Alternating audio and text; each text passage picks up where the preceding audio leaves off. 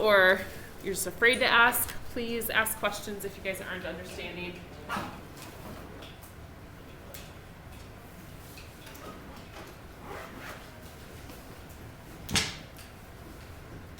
So 20 was the y-intercept should be -1. I must have had it at a different spot.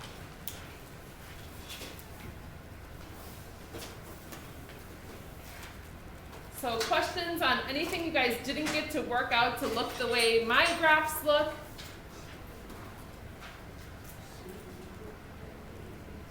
Any we should go over? Does all go okay? A bunch of you guys, like again, if your graphs didn't go well for homework, we should talk about them. Anything we should discuss? Is okay? All right. So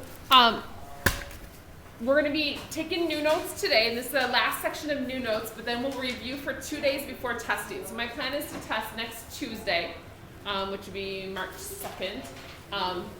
So we'll, review tomorrow and then Monday. If you're still thinking about retaking our last test, that has to get done soon before we take that next one. So if you're still thinking about retaking the most recent chapter test, you'll want to do that, start coming in to do corrections on that soon. So the first half of today is going to seem a lot like yesterday, or hopefully it will in a second. And then we're going to do an activity together with that, kind of practicing graphing a little bit more.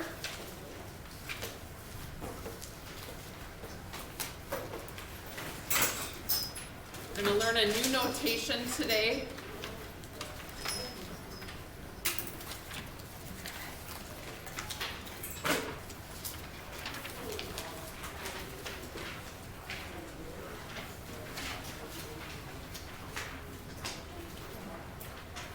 All right, so there is a warm-up question there if you guys want to get started with that.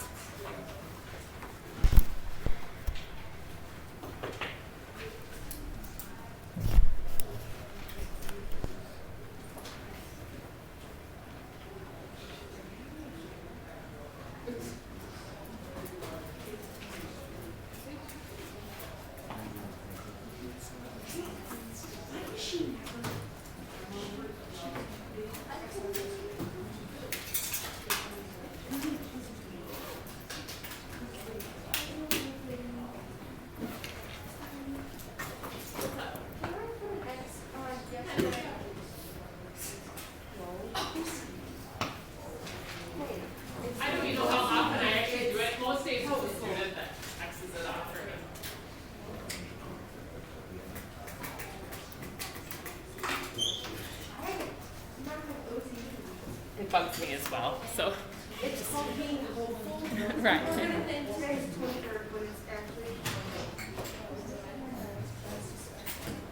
I thought I fixed the board.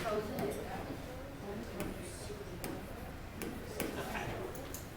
So, in the warm-up question, it asks us to find the value of y if x is -5 in this equation.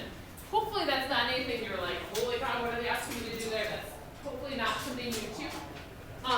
But what we're going to learn today is they're going to use another notation to do a problem like this. So we're going to talk about that a little bit later on after we practice a little bit of graphing. So we're going to put this in place of x. Stepping on somebody's straw cracker. So we get y equals -2 times -5 plus 7. So that'll be 10 plus 7, which is 17. So y would be 17. So hopefully that wasn't too difficult, or just kind of getting back into the idea of substituting values in here.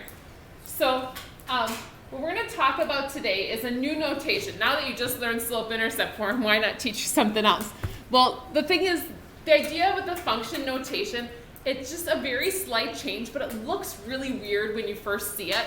I almost always have a student come back from taking the ACT and say that I saw this notation and I was really confused by it, and I'm just like frustrated because I'm like, oh, it's so simple once I explain it to you. So what we're going to learn today is not very difficult. It's just a different way of writing things. Kind of like if you see something in a different language, but once you know that, like, you know that whatever word means whatever common phrase in English, then you learn it and you're comfortable with it. So slope-intercept equation is y equals mx plus b. We learned that last class. That's our favorite formula.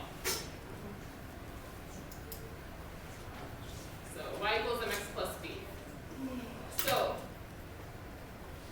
the function notation that I'm going to switch it to is basically they take out the y and instead they write f parentheses x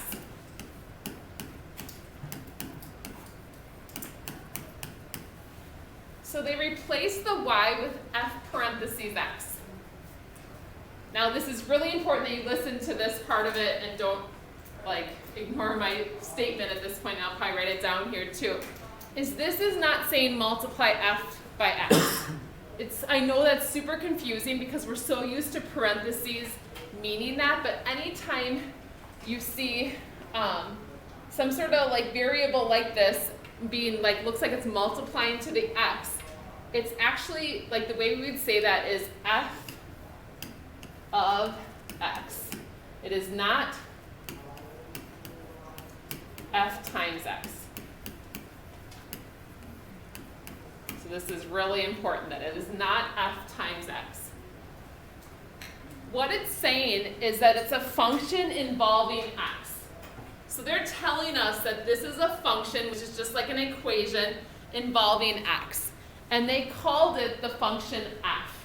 They named it. So what this means is the function f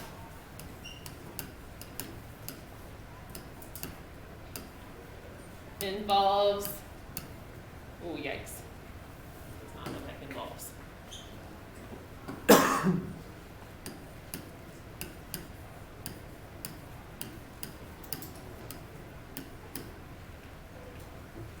The function f involves x.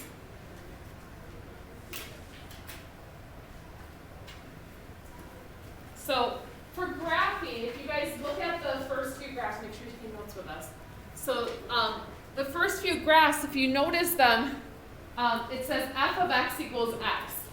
So all that is f of x is essentially the same thing as y. It's just another way to write it. But if you saw that on a test, and I never mentioned that to you, you'd be like, oh my god, I don't know how to do something like this. And totally understandable, because it's like a different language. It's like all of a sudden I threw, German words in on our math test, and you'd be like, I don't know how to read that. So it's the same idea, it's just a different language or a different notation. So when you see this in this problem here, it says the parent function, and I'll talk about what a parent function is in a second, is f of x equals x. This is really just y equals x. So why they use this different notation? Sorry, I'm just the bearer of bad news. It is what it is in math. And you'll see on the back side of our notes why this notation is actually something we like. I'll show you guys that maybe you might like, or at least you'll kind of understand a little bit more. So what the parent function is basically like the basic function .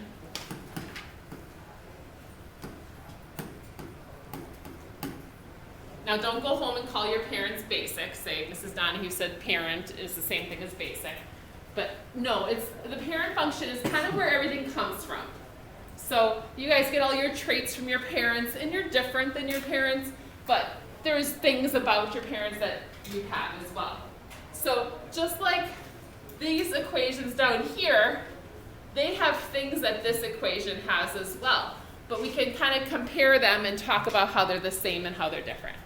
So y equals x. Where would I start this graph? Where is this going to start? Where's my y equals mx plus b? What's my b? What's that? The b is at the origin. So the b is 0. So remember, this is still just y equals mx plus b. Don't overthink this. So b is just 0. Like I said, I think I fixed my graph. So I nailed it down to the SMART document, so I think it's not going to move now. I lost some sleep over this last night worrying about it. So it's kind of things I worry about. Good. It's great. Right, right. So what's the m? What's m? What's slope in this case? 1. 1. It's what's in front of the x, so it's just a 1. So this is just up 1 over 1. This is considered the most basic linear function. Y equals x, it just goes right through, kind of cuts the graph diagonally in half. And go down 1, back 1. And so again, when I told you guys yesterday, or like when I told you when I was checking your homework, I want more dots than just 1. Like that took me like less than 30 seconds to draw, 20 dots. It's really not bad once you know the pattern. So this is considered the parent function. So I want you guys to think about today how our graph looks, graph looks, our basic graph, parent function. And then we're going to compare it to these two down here. How do these differ from the parent? So just comparing, we always talk, some of you guys know my kids or see my kids around, and we talk a lot about the traits my kids get for me versus Mr. Donahue, like our son, our older son finally is taller than both of us already. So it's always the question of where did that come from? So kind of the same idea here. Where did that come from? Like what happened to this graph that changes the look of the graph? Yeah, my son's only an 8th grader and he's taller than both of us. And so that means Mr. Donahue realized he's probably going to be the shortest person in our house at some point because I'm taller than him. So he's a little heartbroken about that, but he married a tall woman. He knows that. He knew going into it. All right, so letter A, what's our B? B is -7. Don't let that f of x scare you at all. B is just -7. So B is -7. That's where we're going to begin. So I'm going to begin at -7. So much happier. My dots are working. And then what's our slope? 1. Our slope is 1. So how is this one different than the one up above? How is it different from its parent? How would you? It doesn't start at the origin. It doesn't start at the origin. So it's kind of shifted, maybe you could say like it shifted down 7. So it didn't start at the origin. The whole graph was like kind of shifted down 7. So down 7 from origin.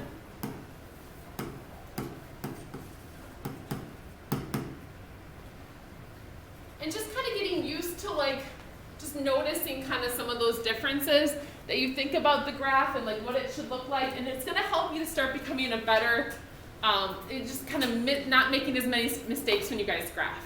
So you're going to kind of start kind of analyzing and know what it's going to look like going into it. All right, our next one, letter B here. Where does this one begin? The origin. This one begins at the origin, so that one's the same. -4 is our slope, and how do we make that into a fraction again? Over 1. Yep, -4 over 1. So when I do that, I know I want to have a nice negative slope, so I know I want to go downhill. And I'm going to go down 4. I'm going to make that negative, and I always like to run to the right to make it, like we talked about slope dude always moving to the right. Oh, I must not have nailed that one down. Dang it. Let me do it quick before I lose my mind here.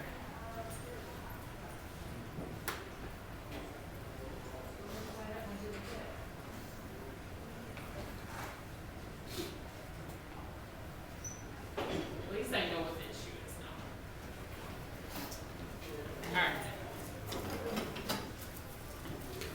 So go down 4 and then over 1. Apparently not. I thought I solved it. We'll fix it. But down 4 over 1, I'll just add